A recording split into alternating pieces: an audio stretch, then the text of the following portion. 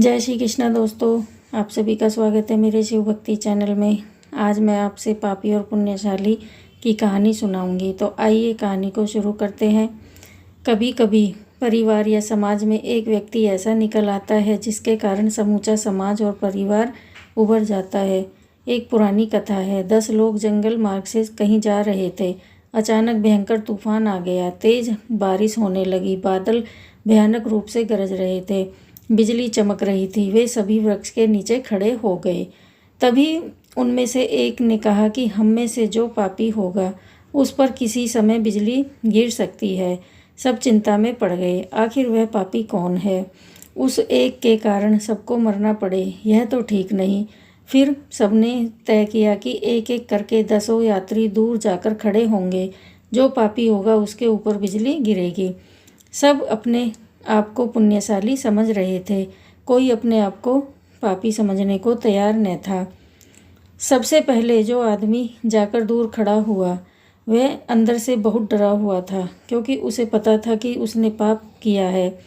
वह 5 मिनट तक खड़ा रहा। बिजली उसके सिर पर चमक रही थी, मगर उस पर गिरी नहीं। वह बच गया। मन ही मन परमात्मा का आभार मानकर वह वापस वृक्ष के तले चला गया। दूसरा व्यक्ति गया। वह भी 5 मिनट के बाद संतोष समेत वापस आया। उसने भी सोचा कि वह भी निष्पापी है। तीसरा गया। उस पर भी बिजली नहीं गिरी। इस तरह 9 लोग सुरक्षित वापस आए।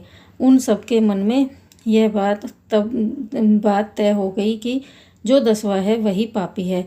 अब उन्होंने मिलकर 10वें को कहा, पापी दुष्ट, तेरे कारण हम सब मर जाते। अब तू पहचान में आ गया है तो यहाँ से निकल। तेरे जैसे पापी के साथ तो चलना भी पाप है। वह सीधा साधा इंसान था, मगर 9 जनों ने उसे धक्का मारकर दूर कर दिया। उसने पूछा भी कि मेरा क्या दोष है? वे एक सुर में बोले, तू पापी है। तुझे मारने के लिए ही बिजली चमक रही है। तेरे कारण हम सब मरना नहीं चाहते। तू जा यहाँ से। उस भोले इंसान ने कहा, मेरे कारण आप सबको कष्ट हुआ, इसके लिए मैं क्षमा मांगता हूँ, पर मुझे अकेला छोड़कर मत जाओ। सबने कहा, नहीं, तुझ जैसे पापी को की तो परछाई भी हम पर नहीं पड़नी चाहिए। तू यहाँ से भाग। बेचारा रोता हुआ गया। जैसे ही कुछ कदम दूर आगे बढ़ा, आसमान से बिजली गिरी और सारे के सारे मारे गए।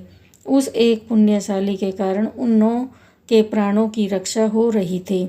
जब कभी किसी पुण्यशाली को धक्का देकर समाज निकाल देता है और पुण्यशाली पापी कहलाता है, तब समाज अपनी कब्र खुद ही खोद देता है।